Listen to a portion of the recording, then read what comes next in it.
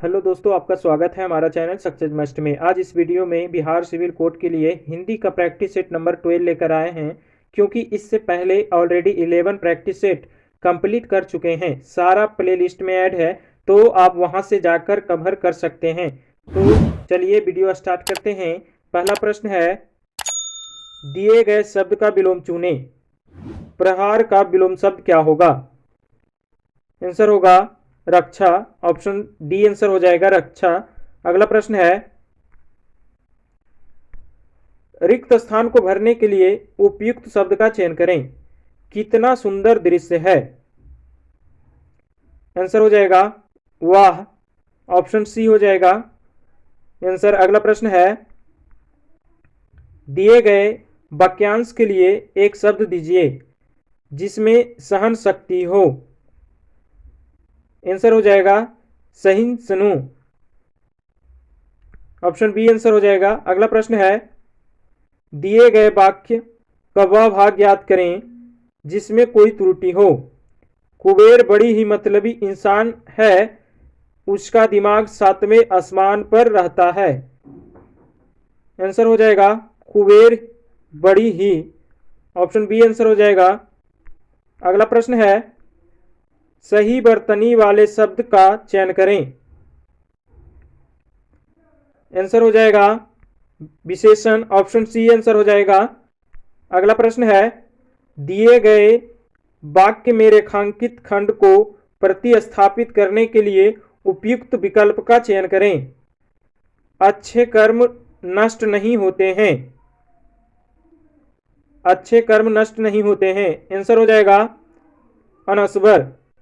Option C answer हो जाएगा। अगला प्रश्न है, निम्नलिखित में से उस विकल्प का चयन करें जो भैंस के आगे बीन बजाना मुहावरे का अर्थ व्यक्त करता है। आंसर हो जाएगा मूर्ख के सामने ज्ञान की बातें करना। ऑप्शन ए आंसर हो जाएगा। अगला प्रश्न है, दिए गए शब्द के पर्यायवाची शब्द का चयन करें। इंद्र। इंद्र का पर्यायवाची शब्द क्या होगा? आंसर होगा सुरपति। ऑप्शन डी आपका आंसर हो जाएगा सुरपति। अगला प्रश्न है, दिए गए शब्द के पर्यायवाची शब्द का चयन करें। सत्कर्ता का पर्यायवाची शब्द क्या होगा? आंसर हो जाएगा सावधानी। ऑप्शन बी आपका आंसर हो जाएगा सावधानी। अगला प्रश्न है, सही बर्तनी वाले शब्द का चयन करें। आंसर हो जाएगा ऑप्शन डी अध्ययन। अगला प्रश्न है, दिए गए शब्द का विलोम चुने। सदाचार। सदाचार का विलोम शब्द क्या होगा? आंसर हो जाएगा दुराचार। ऑप्शन ए आंसर हो जाएगा दुराचार। अगला प्रश्न है, दिए गए वाक्यांश के लिए एक शब्द दीजिए जिसकी बुद्धि कम हो। आंसर हो जाएगा मंद बुद्धि। ऑप्शन डी आपका आंसर हो जाएगा। अगला प्रश्न है, निम्नलिखित गद्यांश के रिक्त स्थानों को पूर्ति गद्यांश के नीचे दिए गए प्रश्न के अनुसार कीजिए। दीपावली भारत में जाने वाला सबसे बड़ा त्योहार है।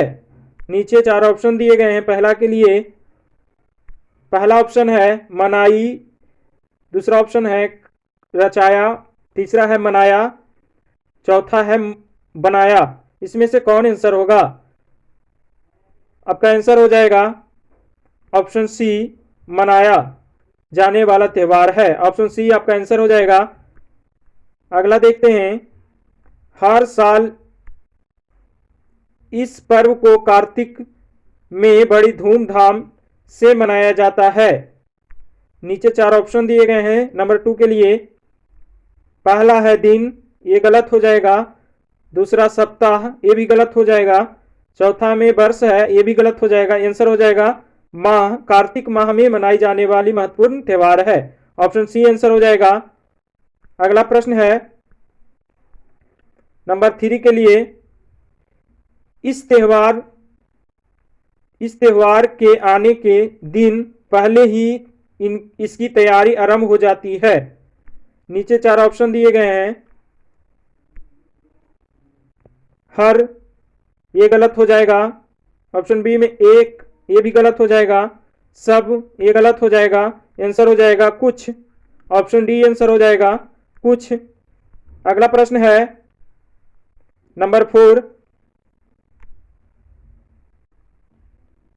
लोग अपने घरों से साफ सफाई और रंग रोगन का काम दिन घरों और बाजारों को कर देते हैं।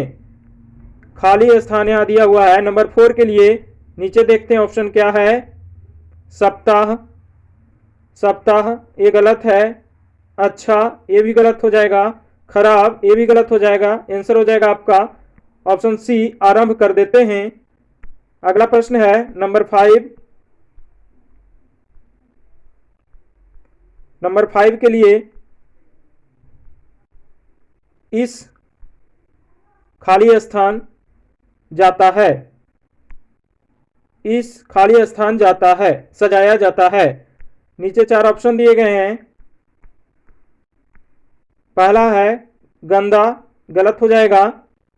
खूब, ये आपका आंसर हो जाएगा ऑप्शन बी खूब। खराब, ये गलत हो जाएगा। कम, ये भी गलत हो जाएगा। आंसर हो जाएगा आपका ऑप्शन बी। अगला प्रश्न है निम्नलिखित में से उस विकल्प का चयन करें जो मक्खन लगाना मुहावरे का अर्थ व्यक्त करता है। आंसर हो जाएगा चापलूसी करना। ऑप्शन सी आपका आंसर हो जाएगा चापलूसी करना। अगला प्रश्न है ढाक के 3 पात, ढाक के 3 पात मुहावरे के सही अर्थ का चयन करें। आंसर हो जाएगा परिवर्तन न होना। ऑप्शन बी आंसर हो जाएगा। अगला प्रश्न है रिक्त स्थान को भरने के लिए उपयुक्त शब्द का चयन करें। बंदूक एक उपयोगी खाली स्थान है। आंसर हो जाएगा अस्त्र। ऑप्शन ए आंसर हो जाएगा बंदूक एक उपयोगी अस्त्र है।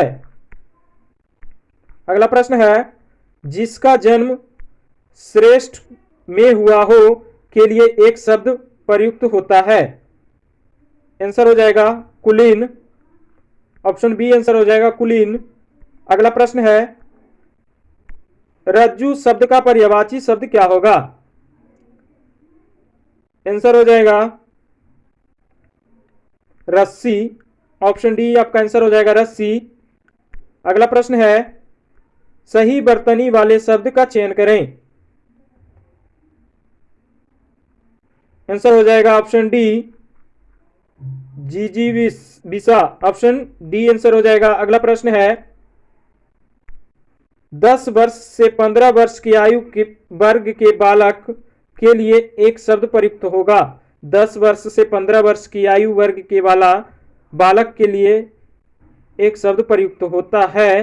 आंसर हो जाएगा किशोर। ऑप्शन डी आपका आंसर हो जाएगा किशोर। अगला प्रश्न है मुख्य का विलोम है, मुख्य का विलोम है। आंसर हो जाएगा गौण। ऑप्शन बी आंसर हो जाएगा गौण। अगला प्रश्न है हस्त का पर्यायवाची है, हस्त का पर्यायवाची है। आंसर हो जाएगा कर। ऑप्शन ए आपका आंसर हो जाएगा कर। अगला प्रश्न है रिक्त स्थान को भरने के लिए उपयुक्त शब्द का चयन करें। ईमानदारी श्रेष्ठ खाली स्थान है। आंसर हो जाएगा गुण। ऑप्शन डी आंसर हो जाएगा ईमानदारी श्रेष्ठ गुण है। अगला प्रश्न है सही बर्तनी वाले शब्द का चयन करें। आंसर हो जाएगा ऑप्शन ए उज्जवल। आपका आंसर ए आंसर हो जाएगा। अगला प्रश्न है उड़ती चिड़िया पहचानना मुहावरे का सही अर्थ चयन करें। आंसर हो जाएगा दूसरे के मन की बात जानना। ऑप्शन सी आपका आंसर हो जाएगा। अगला प्रश्न है कीर्तघन का विलोम है।